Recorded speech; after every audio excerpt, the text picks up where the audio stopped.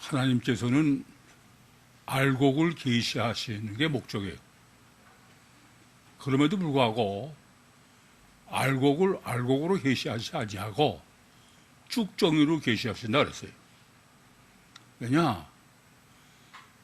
아담 후손은 이 지구상에 있는 누구 하나 예외 없이 육체 후손이와 가족 결과만이 실제예요. 그러니 영의 문제를 아무리 알곡으로 계시를 하셔야 그것은 아담 후손에게 있어서는 그야말로 그립의 떡인 것입니다. 그래서 하나님께서는 하나님이 원하시는 바는 알곡을 계시하는 것임에도 불구하고 성경을 쭉정으로 계시하셨다.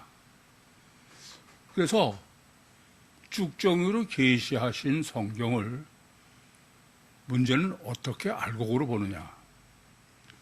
그것은 오직 어떤 알곡을 이 쭉정으로 계시하셨는지는 하나님밖에 모르세요. 그래서 성령의 역사 없이 성경 해석하는 것은 절대로 불가능하다. 그래서 하나님께서는 우리가 어린애같이 순수하기만 하면은 성경을 알곡을 계시해 주신다라는 것을 우리가 앞에서 정립을 했습니다. 근데 이와 같이 알곡을 쭉정으로 계시하는 것 중에 가장 대표가 비유입니다. 비유는 영의 것, 천국 것, 형이상학적 요소를 육적이고 물리적 요소로 비유로 계시하시는 거예요. 그래서 성경 해석에 있어서 비유 해석의 문제는 거의 절대다. 비유 해석을 제대로 못하면은 그거는 성경 해석에는 아예 불가능한 거예요. 오늘 본문도 가장 문제가 되는 게 멍에라는 비유입니다. 이 멍에를 비유로 하신 멍에의 신학을 올바로 정립하지 못하면은 본문을 올바로 이해하거나 정립하는 건 전혀 불가능합니다. 그런데 멍에는 일반적으로 두 가지로 의미로 비유로 세상에서 쓰여지고 있어요. 하나는 부정적인 의미요, 또 하나는 긍정적인 의미입니다. 부정적인 의미라는 것은 멍에는 일반적으로 고난을 의미하죠. 예, 고난을 당하는 것은 멍에를 졌다고 생각하고 고난을 당하지 않는 것은 멍에를 피한 거다. 아마 그 가장 대표적인 경우가 예수님의 십자가보다는 저는 구레네 시몬의 십자가라고 생각해요. 구레네 시몬은 질 수도 있고 안 질 수도 있는 거예요. 걔는 재수없이 걸려들어서 진 거지. 안 그렇습니까? 그러니까 구레네 시몬의 멍에는 구레네 시몬이 진 십자가다. 이것은 부정적으로 질 수도 있고 지지 않을 수도 있다. 그런데 고난을 당하는 구레네 시몬이 십자가를 지는 것은 멍에를 미었다. 그렇게 해석하는 것이죠. 그런데 반해서 고난을 안 당하는, 고난을 피하면은 멍에를 지지 않았다. 그렇게 이해하는 것입니다.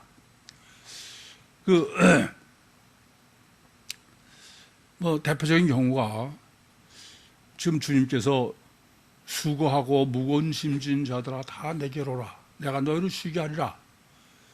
그래서 그 이민교회 가보면은 이 본문을 가장 설교를 많이 할 뿐 아니라 이 본문에서 말씀하는 멍에는 지지 않는 쪽, 그러니까 이민교회라는 거는 뭐 이역만리 문화가 다르고 인종이 다르고 언어가 다른 데 가서 적응하면서 실생활을 영위하려니까 일주일 내내 정말 고달프고 피곤하죠. 그래서 주일이 되면은 이제 그 이민교회 가보면 거의 공통적이야. 다 교회 와서 위로받고 서로 교제하고 그야말로 즐거운 시간을 가지러 오는 거예요. 아마 유대인의 회당도 그렇게 해서 회당이 생기지 않았나 그렇게 여겨져요. 유대인들이 디아스폴라로 전 세계에 흩어져 살면서 이민 생활을 하는 거죠. 이 안식일 되면은 회당에 모여서 서로 위로하고 또 그렇게 그런 목적으로, 그러니까 멍에를 가볍게 또는 안 지는 쪽의 의미로 사용된 것이다. 아마 저는 이렇게 그 멍에를 지냐 안 지느냐라는 부정적인 의미로 본문을 해석하는 것이 모든 해석이 지금까지 해석인데, 이 본문을 설교를 꽤 유명한 목사들의 설교는 거의 다 제가 들어봤어요. 그런데 거의 예외 없이 모든 목사들이 본문으로 설교를 하는 때 꼭 쓰는 예화가 있어요. 제가 보니까 거의 예외가 없더라고요. 이게 어떤 거냐? 뭐 죽어가지고선 천국에 가서 세상을 이렇게 내다보니까 모래사장에 발자국이 하나 있다가 조그마한 둘 있다가 또 하나 있다. 그렇다는 거야. 그걸 이제 천국에 가 있는 사람이 주님께, 주님, 왜 저기 백사장에 발자국이 한 사람의 발자국에다가 두 사람의 발자국에다가 또 한 사람의 발자국입니까? 그렇게 여쭤보니까 예수님께서 네가 수고하고 무거운 짐 지고 가느냐. 너 혼자 정말 힘들게 지고 가는 것이 너 혼자의 발자국이다. 근데 주님이 네 혼자 지는 게 워낙 힘들어해서, 그래서 주님이 네 멍에를 같이 졌다. 그래서 발자국이 둘이다. 근데 같이 져도 네가 그 멍에를 너무 무겁고 힘들게 여겨서, 그래서 또 발자국이 하나인 것은 내가 너를 업고 걸었다. 제가 이렇게 짧게 얘기하지만 말쟁이들 목사들이 이 예화를 들으면은 뭐 되게 다 감동 먹는 것 같아. 어쨌든 이렇게 이 멍에에 대한 의미를 부정적으로 고난을 당하느냐 피하느냐 이런 각도에서 본문을 해석하는 게 일반적이다. 그런데 멍에 또 다른 면은 어떤 거냐면은 멍에는 문명의 이기다. 이왕 져야 될 짐을 멍에 없이 그냥 지는 게 아니라 멍에를 지고선 그 짐을 지면 짐이 가볍고 쉽다. 그렇습니다. 소가 멍에를 매지 않고 밭을 간다거나 또는 마차 같은 걸 끄는 거는 그건 굉장히 힘들죠. 근데 멍에를 미고 짐은 훨씬 쉽죠. 저는 그 전에 설교 때도 그 말씀을 드렸습니다만은 저는 누구보다도 이 멍에에 대한 것은 가장 실감한 사람이야. 왜 그러냐면은 저는 중학 때부터 저 달동네에 물을 저다 날르면서 물장사를 하면서 학교를 다녔기 때문에 물치개의 역학을 아주 잘 알죠. 사실 물통 하나가 대체로 한 5가론 정도 될 것 같아. 그 물치개로 짐은 두 통에 꽉 차게 해서도 지고 거의 뛸 수 있고 또 달동네도 얼마든지 올라가요. 그런데 이 물치개, 멍에가 없이 손으로 그냥 들고 가려면은 한 통이나 반 통을 들어도 몇 발짝 못 가요. 그러니까 멍에는 이렇게 이왕 져야 되는 짐, 고난을 쉽게 하는, 도와주는 문명의 이기다. 그런 의미로 가지고 있는 거죠. 그래서 본문은 도대체 주님이 이 멍에를 어떤 의미로 하셨을까? 긍정적이냐, 부정적이냐? 지금까지 말씀드린 대로 지금까지는 이 세상이 전부 단일체의 인간관을 가지고 있기 때문에 이 본문의 해석을 멍에는 반드시 뭐 지느냐 피하느냐로 해석하지 지긴 지는데 쉽다. 본문에서 내 멍에는 쉽고 가벼움이나 쪽은 해석을 하는 걸 못 들어봤어요. 참 안타까운 일이죠. 그런데 우선 여러분에게 여쭤보겠습니다. 비유 해석의 중요성을 말씀드렸죠. 비유 해석이 가장 중요한 것은 이 비유를 실제로 뭐를 비유했냐 이거예요. 지금 멍에로 비유한 실자가 뭡니까? 뭐를 예수님이 멍에로 비유하셨습니까? 오늘 기도하신 분. 여러분이 성경을 해석하면서 비유가 뭐를 실제로 비유했는지를 생각 안 하고 하는 거는 그건 애초부터 그건 성경 해석이 아니야, 그건. 뭐를 비유하는지도 모르고선 성경 보면, 그 성경 보는 거예요? 보나만 하지. 예? 온유하고 겸손한 마음. 그렇게 하면 맞기도 하고 틀리기도 해. 제가 일부 예배 때 여러 사람한테 질문해봐서 근데 다 몰라. 그건 애초부터 여러분은 성경 해석은 할 생각이 없는 거야. 아니 이 비유가 실제 뭐를 비유로 하는지를 모르면은 그게 성경으로 해석하려고 하는 거예요? 너무 어처구니가 없더라고. 참 안타까워. 멍에는 마음이야, 마음. 주님의 마음. 나는 마음이 온유하고 겸손하니 그거는 멍에 짊어진 결과 얘기지 멍에가 아니야. 그래 안 그래? 멍에는 주님의 마음이야. 이걸 정확하게 먼저 생각하고서는 해석해야지. 이 멍에가 뭐를 의미하는지도 모르고 본문을 여러분이 뭐 코일했다 그러는 거는 그건 처음부터 성경을 아예 해석할 마음이 없는 거예요, 이건. 너무 한심해. 일부 예배 때 깜짝 놀라서. 전 질문하면 뭐 당연히 금방 답이 나올 줄 알았어요. 물론 지금 본문은 지금 이 본문을 바로 정립하는 건 또 인류 역사상 처음이야. 이게 가장 근본은 멍해의 개념부터 올바로 정되지 않아서 그래. 그러니까 설교를 들어도 여러분들은 바로 듣기가 어려워요.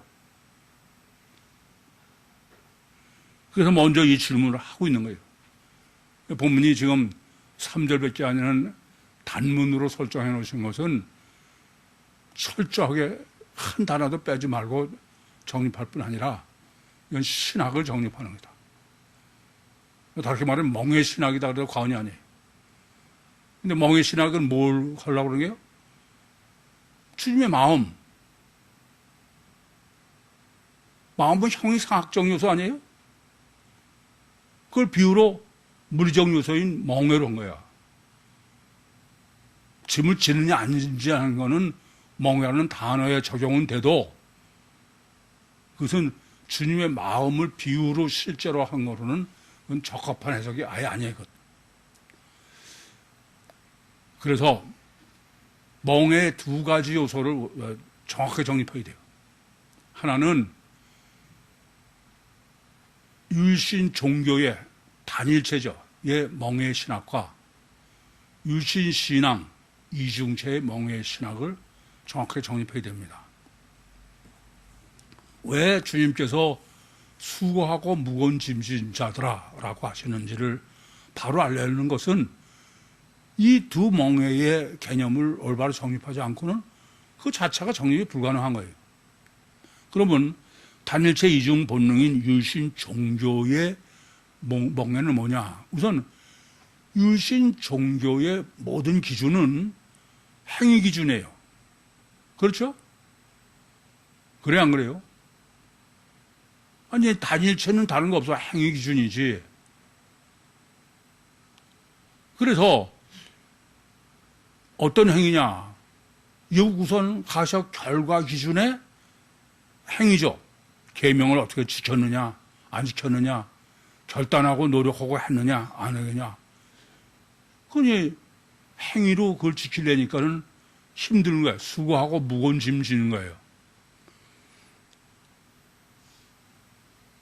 그래서 아까도 말씀드렸지만 이것을 단일체의 이중 본능에 이 부정적 멍해로 해석하는 쪽은 뭐 이민교회가 대표적이라고 했어요. 그러니까 이민교회 가서 얘기해 보면 그 사람들은 당연히 이렇게 얘기를 해.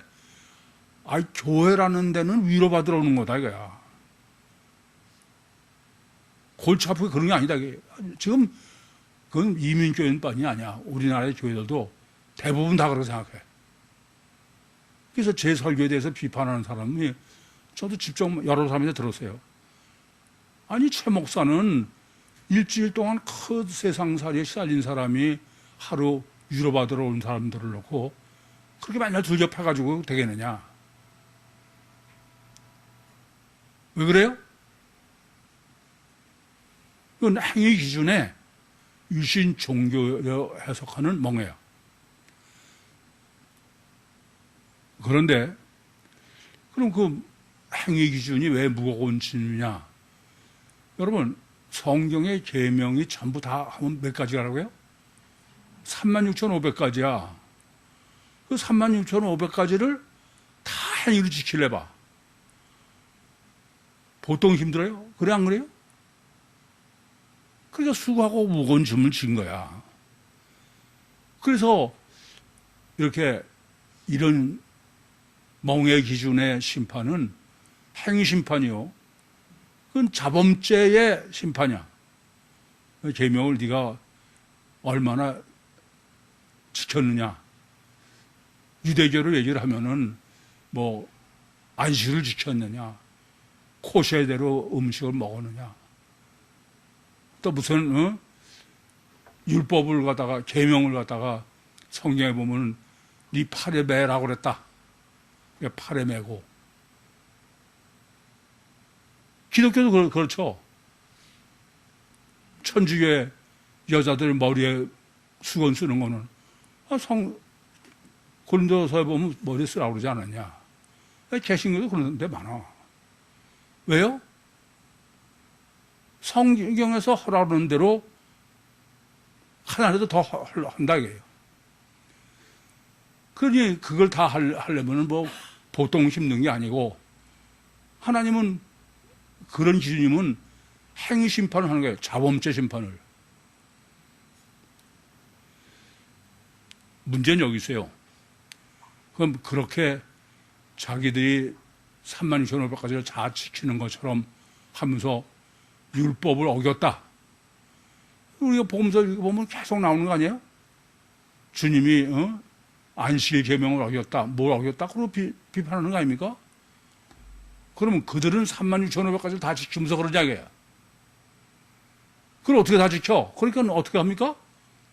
선택적으로. 네? 할례를 받았느냐? 안식일을 지켰느냐? 코세를 하느냐? 뭐 회의도 같으면은 라브란에 금식했느냐? 다 할 수 없으니까 자기들이 선택해서 하는 거예요. 그리고 그거 기준으로 예수님들도 마찬가지예요. 제가 항상 드리는 말씀인데 가장 한심한 게 예수님이 뭐 껐떡하면 교회 아직도 다니면서 장로가 됐고도 아직도 담배 피고 술 먹고 났다. 그럼 저는 술 먹고 담배 피우는 것보다 더 나쁜 죄는 아니죠? 그런 선택된 기준으로 하면서 의인이라는 거야. 제가 보면 의인이라는 건 다 마찬가지예요. 교회에서만이 아니야. 세상에서도 지가 몇 개를 지키는 것 뿐이야. 그것도 제대로 못 지켜. 저는 자기가 의인이라고 해서 자기 지키는 걸 제시한 사람을 유심히 오랫동안 관찰해 봤어. 뭘 지키긴.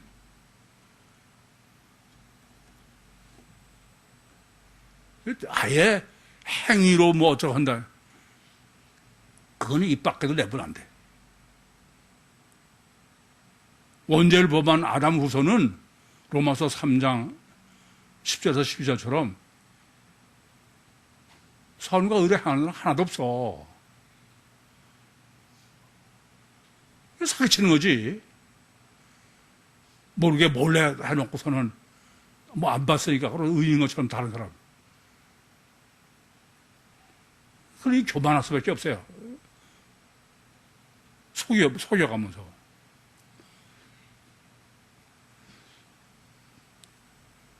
그러니까 행위적으로 유토피아라는 건 아예 그건 있는 게 아니야. 그럼 이번에는 유신 신앙의 멍해의 신앙입니다. 유신 종교는 원칙이 단일체예요. 그렇죠? 유신 신앙은 이중체야. 육체 우선 이중체가 유신 신앙이다. 유신 종교는 단일체는 원칙적으로 유신 신앙이 있을 수가 없어요.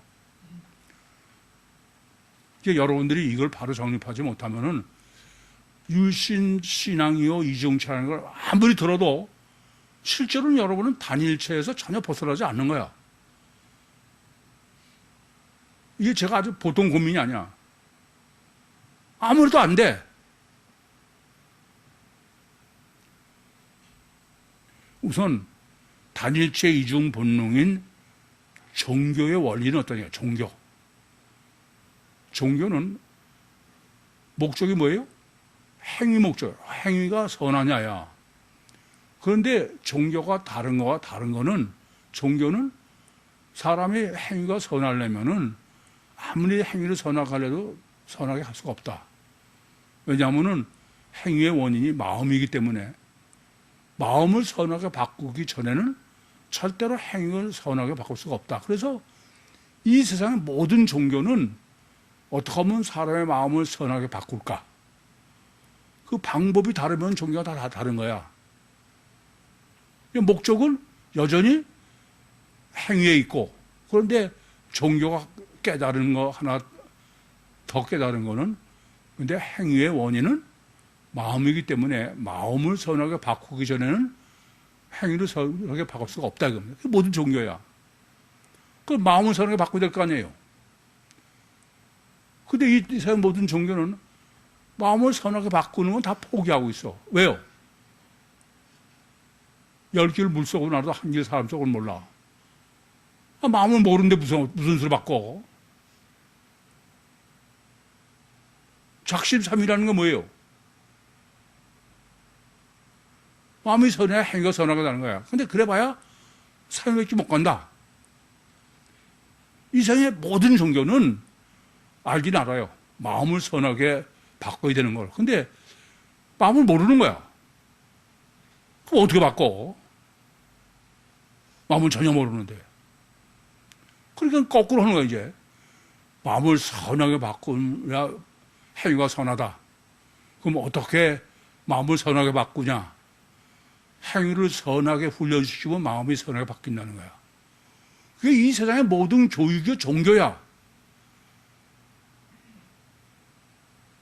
난 사실 우리 교회 다니시면서 선생님들 저한테 구박 많이 받으시지만 선생님을 몇십 년을 하시면서도 이 생각을 또 안 하고 뭐 선생님 하셨다. 좀 이해가 안 돼, 난. 자기 자신도 알잖아요. 정말 뻔슬이고 뻔돌이지. 그래서 구교에 나와서는 선생님 하시는 게 괴로운 거예요, 너무. 그전에는 자랑스러워하는데. 그전에는 뭐 선생님 자녀라고 그러면 뭐 아주 모범인 것처럼. 그 교회 있는 사람들 다 그건 부끄러워, 아니야. 원리는 알아요. 원리는 사람은 뭐 단일체가 됐든 이중체가 됐든 행위가 선하기 위해서는 행위의 원인인 마음을 선하게 바꿔야 돼. 그런데 마음을 모르는 거예요. 그럼 어떻게 바꿔? 그래서 오늘 본문이 중요한 거예요. 주님은 마음 자체를 그런 거지 행위를 개념을 두시는 게 아니라 그냥 행위에 초점 맞은 사람한테 다 잊어버리고 마음으로 이거부터 마셔야 돼. 그러니까 종교는 행위가 절대고 유신신앙은 이중체 주체가 육이 아니고 마음이기 때문에 마음이 절대인 거야. 이걸 명심하셔야 돼. 그래서 마음이 원인이면 마음에서부터 원인에서 결과의 법칙, 인과율의 법칙, 과학적 논리, 그게 이중체예요. 그대로만 하면 되는 거야.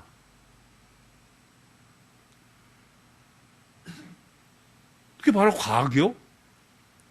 여기 이중체야 과학이지, 단일체는 그건 절대 과학이 아니야. 단일체는 신념에 속해, 신념. 제가 여러분하고 지금 목회를 하면서 고민이, 아니, 이중체를 뭐 30년 동안 강조하고 하는데도 그러면 안 되는 거야. 왜 그런가? 단일체를 못 벗는 거예요. 여러분 중에도 여쭤볼게요. 신명기 6장 5절, 마음을 다하고 목숨을 다하고 뜻을 다하여 주 하나님을 사랑하라. 그렇게 하면 하나님 사랑하고 하나님과 동행하고 그러는 게 아니에요. 신명기 6장 5절을 지키면. 그래 안 그래요? 아니야?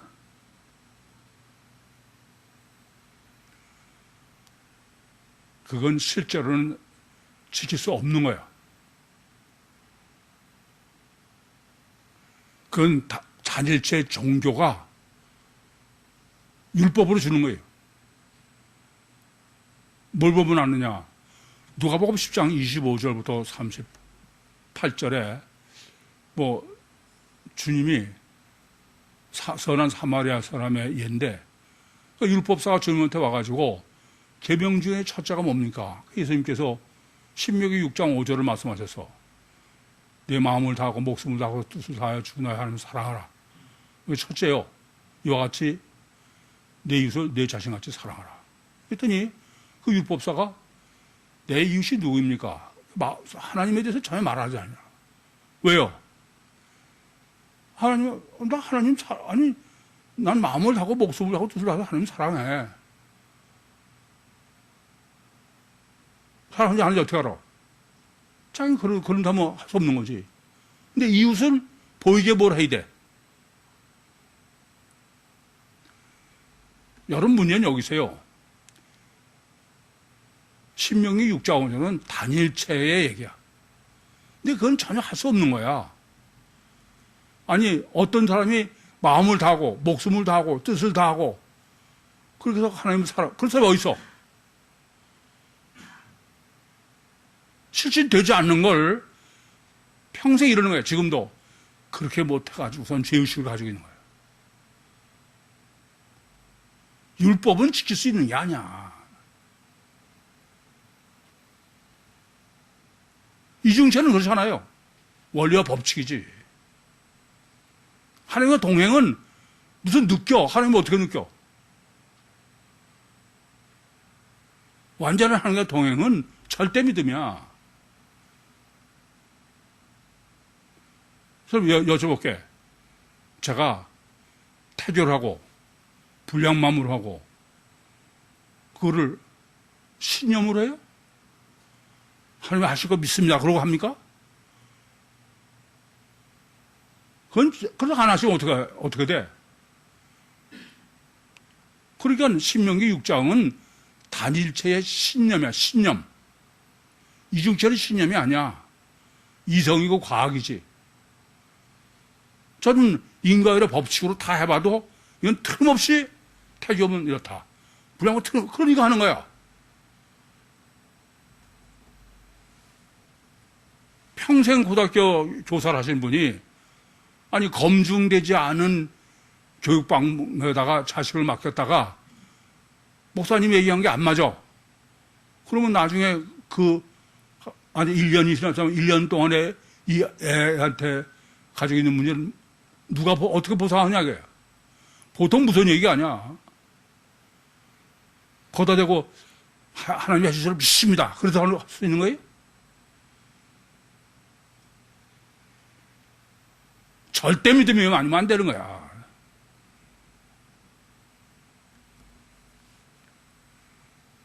이 점을 깊이 하셔야 돼. 그래서 원리와 법칙으로 정립하면은 그건 하나님도 거절할 수가 없어. 신념으로 하나님의 마음을 살라고 하나님한테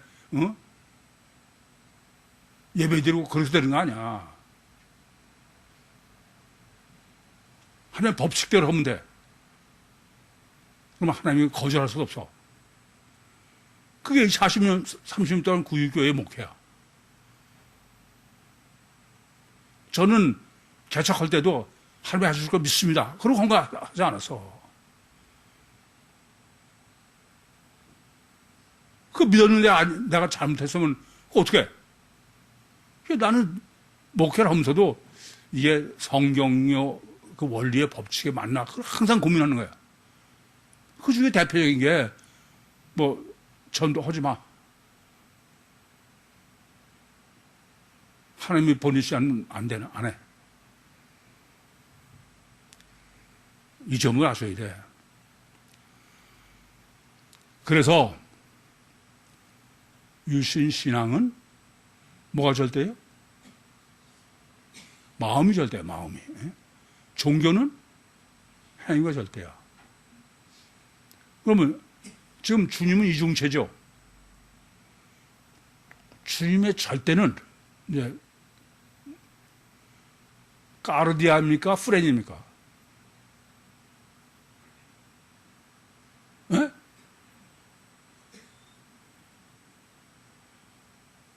어느 쪽이야?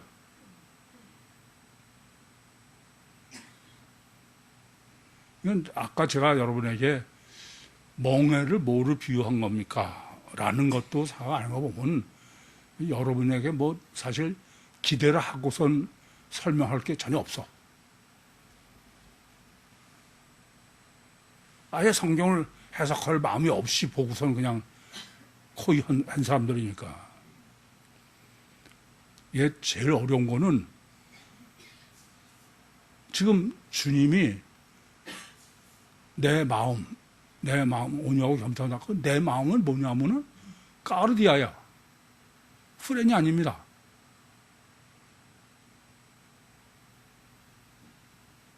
영적 마음이 아니라 육적 마음이야.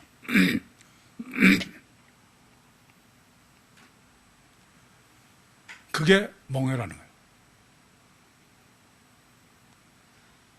저도 이 신학을 정립하면서 저 스스로 참 놀랐어. 그러면서도 제가 감사했던 거는 본문이야 말맞다나 제가 가장 잘 안다고 여기고 있는 본문이에요. 야, 정말 제로베이스에서 안 했다면 큰일 났구나. 그래서 먼저 주님의 마음 까르디아. 육체 우선의 마음이지 영의 마음이 아니야. 주님의 마음이. 지금 본문 예수님이 말씀하시는 건. 첫째, 주님의 마음이 까르디아이 되는 것은 만약에 주님의 마음이 프레냐, 영이에요. 그러면은 주님은 단체 이중체야.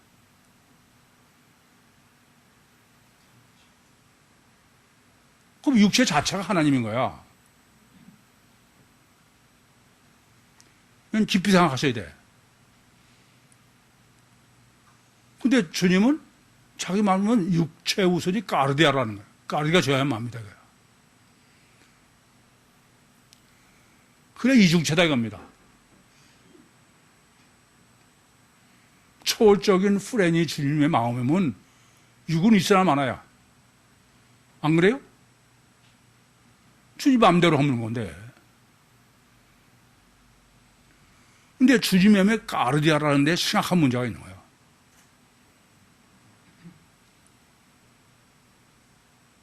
그러니까 주님은 주님의 마음 까르디아가 있고 하나님의 마음 프렌이 있는 거예요.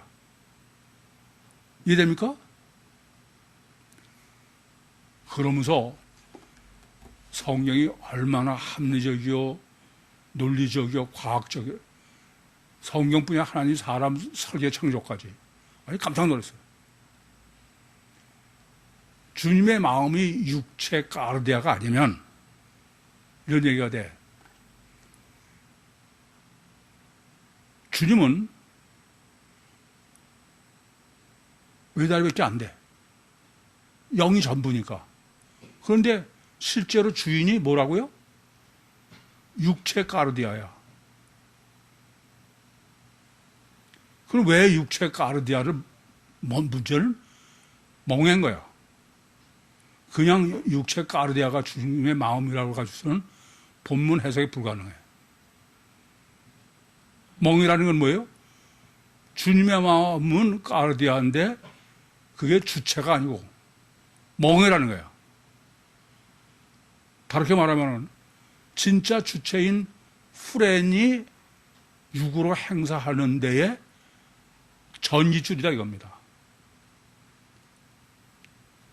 주님 주체인 까르디아는 다르게 말하면 이런 말씀이에요. 여러분 생각해봐. 초월적인 영과 육우선은 물과 불이나 마찬가지야. 그건 안에 갇혀 있는 건 육체 우선으로 이미 설명드렸으니까 그게 가능하다 할지라도 그 육과 영이 조화를 이뤄서 뭘 한다는 건 아예 불가능해.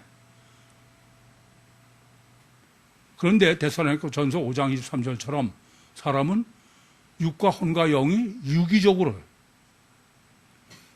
이게 지금 주님 마음을 까르디아가 멍에라는 신학이야.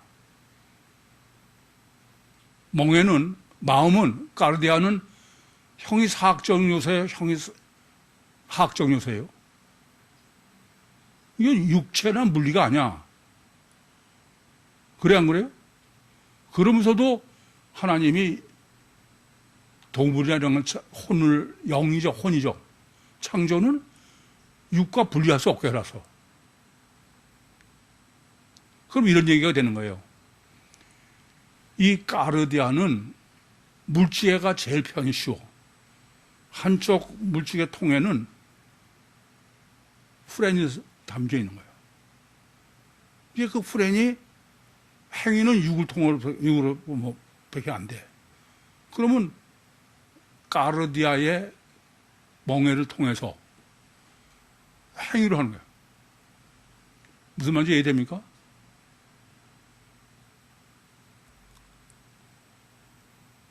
후렌과 물리적, 영과 물리적 육의 전기줄이다 이거야. 그래서 까르디아는 육의 요소이면서도 분리할 수 없어.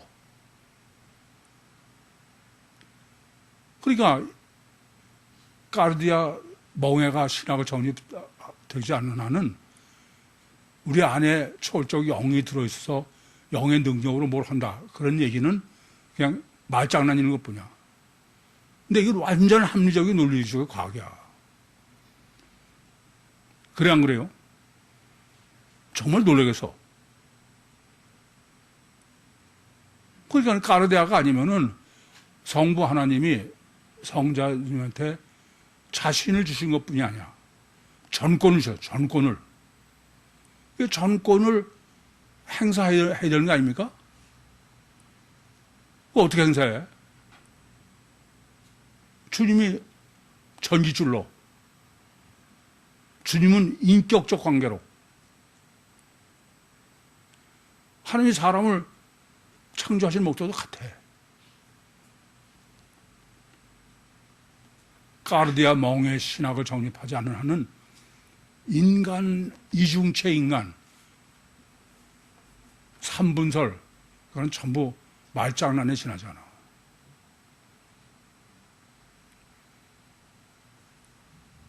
여러분 좀 제발 고민 좀 하셔.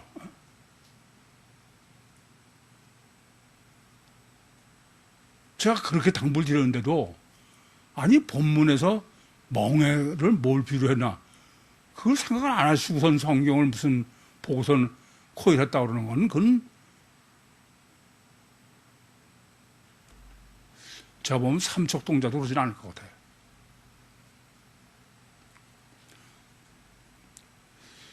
그래서 하나님은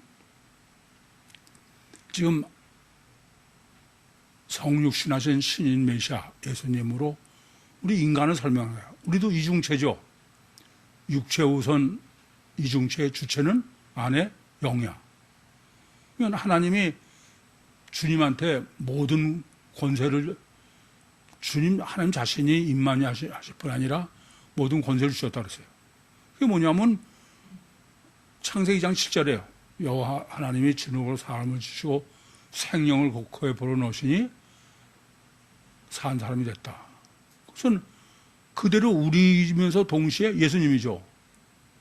그래서 이것은 뭘 얘기하려고 그러냐면은 우리가 육체가 어머니 뱃속에 잉태되는 순간 그는 육과 그 혼은 이미 육이죠 다. 그때 하나님이 내 영 프렌을 창조해서 육 속에 넣어 육체 우선 속에 아시겠어요? 그게 지금 예수님으로 그 까르디아로 하는 거예요. 그때 우리는 그때부터 계속 까르디아가 강해져 가는 거죠. 까르디아가 얼마나 영 프렌과 인격적 관계냐는 문제예요. 그건 이 태교묘 놀이학교 불량맘 특강, 자폐 특강에서 정립해 드린 대로입니다. 그리고 그건 잉태되는 순간부터 그 육체의 까르디아가, 유선 까르디아가 양다리를 거치고 있는 거야. 뭐와? 영과 육으로. 그렇지 않으면 이중체일 수 없어. 그거는 그냥 뭐 성령의 감화 감동 뺏기 못하는 거지. 그래서 종교는 단일체 이중본능의 유신 종교는 제자 훈련이라는 게 뭐 하는 거예요? 예수님의 행위를 배우는 거예요. 그죠? 제자 훈련이니까 예수님이 새벽기도 했으니까 우리도 새벽기도 하고 예수님이 뭐 박애를 실현했으니까 우리도 박애를 하고 전부 그런 짓이야. 그런데 이중차이는 행위를 본받는 게 아니라 뭘 본받아? 나는 마음에 오냐고 마음을 본받으래.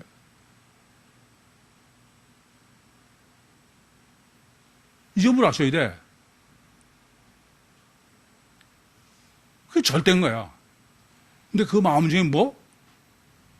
까르디아야. 후레는 무슨 본받긴 그 영이고 초월적인 건데. 내가 마음대로 할 수 있는 요소는 까르디아죠. 그래, 안 그래요? 뭐 핑계대지 마. 예수님의 마음은 까르디아니까. 그래서 육체 우선 가셔 결과의 주체가 까르디아예요. 마음의 까르디아예요. 그 까르디아가 온유하고 겸손해야 된다 이거야. 왜 그래요? 왜? 그냥 온유하고 겸손하라가 아니야. 왜냐하면 오늘 본문이야. 이게 멍해이기 때문에. 아니 영 프렌과 초월적 존재, 초감지 초의식 초의식인 영 프렌과 물리적 육의 전깃줄이야. 멍해라면 그 멍해가 멍해 역할을 하는 거는 멍해가 온유하고 겸손한 거 왜 없어? 프렌은 인격적 관계니까. 다르게 말하면 전깃줄이라고 제가 말씀드렸는데 전깃줄에 전기가 최대한 완전하게 흐르게 하려면 전깃줄이 순도가 100%여야 돼. 저항이 클수록에 전기줄 자체의 능력이 클수록에 전기가 통과하지 못해. 이건 아예 물리적이고 과학적으로 완전한 이치야. 이건 내가 주인인 것처럼 여기니까 단일체로 아담 우선으로 그러니까 내가 존경받고, 내가 지배하고, 내가 자랑하고.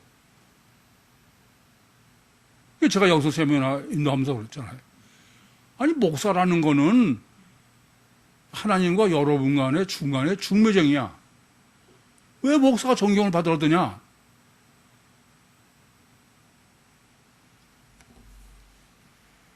목사뿐이 아니야. 여러분도 다 뭐 어떻게 됐든 자기가 뭐 의로운 것처럼 자랑하는 사람은 그건 절대 아니야. 다 못 쓸 사람이야.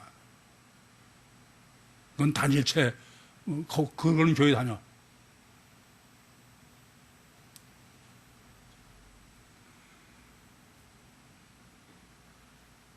전깃줄이 주체가 돼서는 안 되는 거야. 지금 주님의 핵심은 주님의 마음대로 할 수 있는 건 주님의 까르디아야. 육적 까르디아인데 그게 멍해다 이거야. 그러니까 까르디아 마음대로 사는 게 아니야. 까르디아 역할은 뭐예요?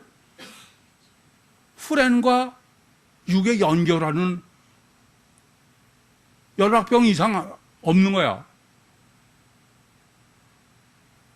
그러니까 온유하고 겸손해야지. 저는 본문 설교를 하면서, 준비하면서도 여기까지 다 정립한 건 아닌데도 제가 교회를 개척하면서 우리 교회의 표어는 나는 마음이 온유하고 겸손합니다. 그건 영원히 못 바꾼다 그랬어요. 얼마나 성령의 역사의 결과가 그렇지 않고 그렇잖아요.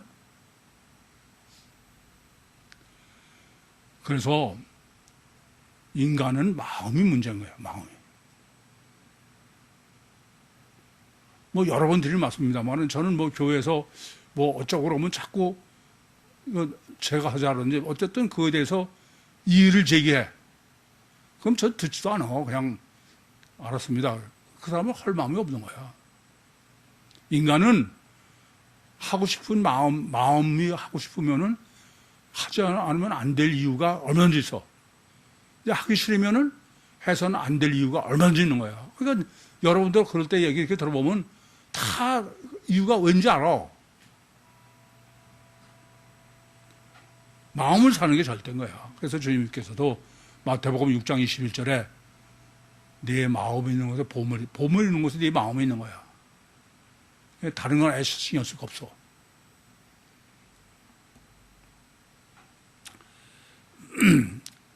그래서 다시 한번 말씀드리지만은 하나님과 동행해서 천국 가려는 게 신명기 6장 때문에 고민하는 사람은 그건 아직도 단일체의 신념신앙이야. 무슨 말인지 아시겠어요? 신념신앙이야. 그건 단일체야. 그 사람은 휴거의 목적이 아니고 임종신앙으로 천국 가야 될 사람이야.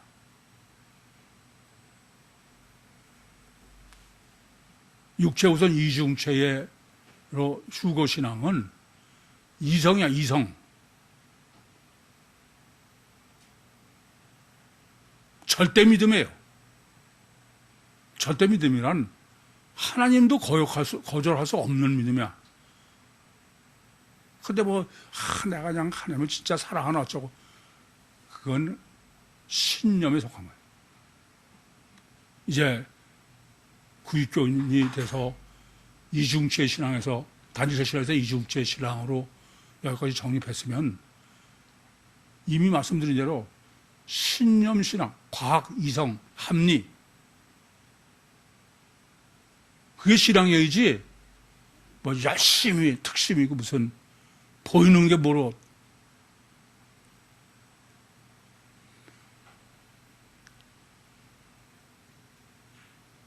여러분 잊지 마셔야 할 것은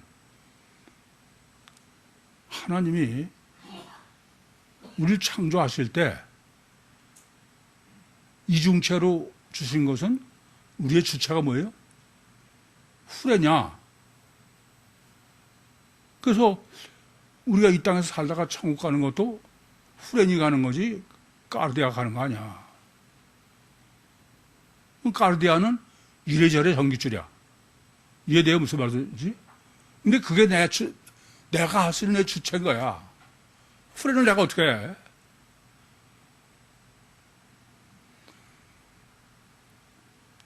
이 점을 깊이 하셔야 됩니다. 이게 주체는 하나님이 우리를 창조하실 때 영이 주체가 되겠어. 그리고 내가 죽어서 천국 가는 거는 그 영이 가는 거야. 이따 강의 시간에 성립해드릴 문제입니다만은 육체 우선을 왜 하느냐? 까르디아에서 영이 하나님과 화목하도록 훈련하는 거야. 육체 우선이라는 감옥에 갇혀서. 제가 이 본문을 정리하면서 보니까 너무나 완전한 과학이고 원리고 합리적이고 정말 절대 믿음 아니면 안 되겠다라는 생각이 아니 절실해. 여러분처럼 신념신앙 그거는 보기만 대단한 거지만 그건 아니에요. 그건 단일체야. 이 점을 깊이 하셔야 돼. 그리고 주체가, 그러니까 육으로 있는 동안에 뭐가 주체예요? 까르디아가 주체야. 근데 그 까르디아는 주체이지만은 멍해돼. 전기줄이지 실제로 주체가 아니에요. 까르디아가 주체면은 그것은 단일체야. 육이 다니까. 안 그래요? 이 점을 명심하셔야 돼. 따라서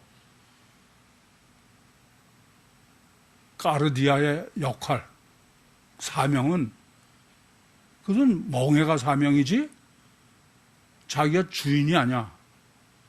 그럼 멍해의 역할을 하는 것은 가장 수도가 높아야 돼. 온유하고 겸손해야 돼. 프레너하고 인격적 관계이면서도. 안 그래요? 자기 주장이 강한 사람은 이미 아니야. 제가 그래서 늘 자기를 의심해라. 왜요? 그것은 까르디아 속하는 거야. 안 그래요?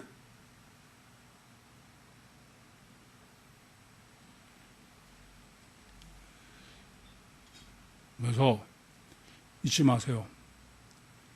하나님이 우리를 구원하시기 위해서는 이중체로 창조하신 것은 육체 우선은 감옥이고, 근데 거기다가 주체인 까르디아가 좌우하게.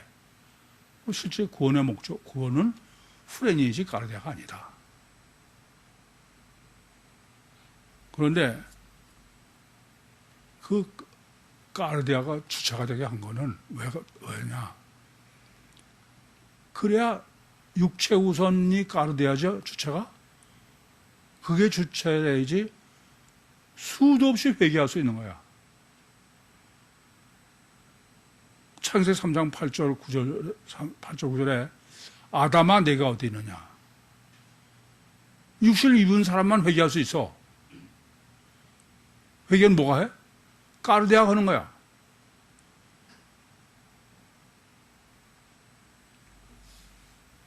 이해됩니까? 그게 신묘막측한 하나님의 육체 우선 설계야.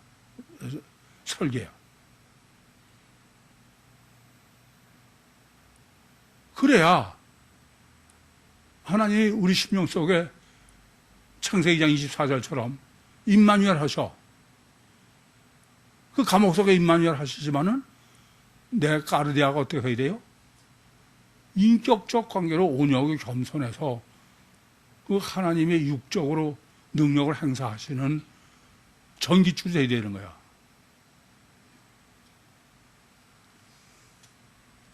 왜 여러분 성경이 안 보여요? 아니에요. 이건 절대로 아니야.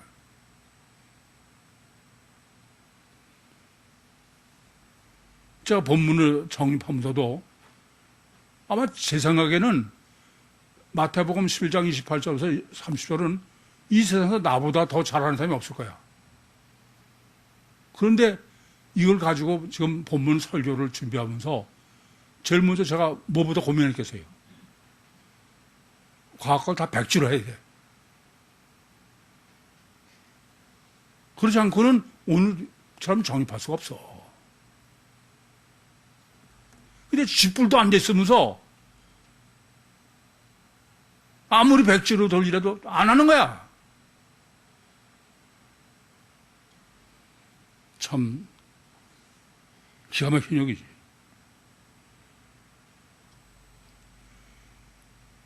그래서 육신을 입는 동안만 예수님께서 요한복음 5장 27절 말씀처럼 인자됨을 인해서 심판을 건너주셔야 돼요. 영인 천사한테 주신 게 아니야. 왜요? 가르디아의 인격적 관계 때문에. 가르디아가 온유하고 겸손한 멍에이기 때문에. 내 마음은, 육체 우선의 내 마음은 전기줄이요 멍해지 내 마음이니까 내가 주인 주체가 아니야. 자기를 의심할 줄 모르는 사람은 아예 천국 가서 그냥 꿈도 꾸지 마.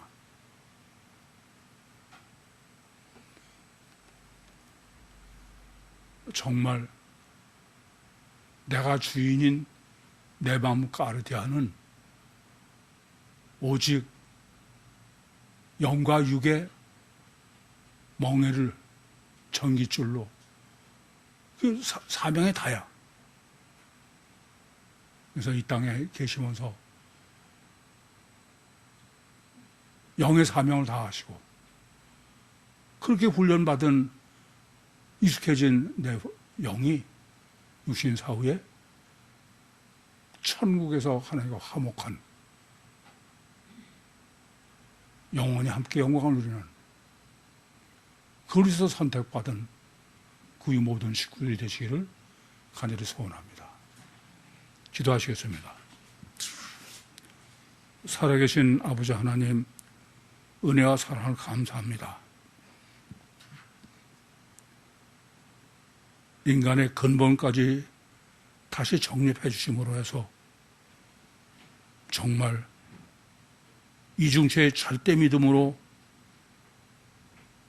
수고의 확신을 갖고 이 세상에서도 육신과 세상을 승리하고 천국에서도 주님과 함께 왕자로 영광을 누리게 해 주시옵소서.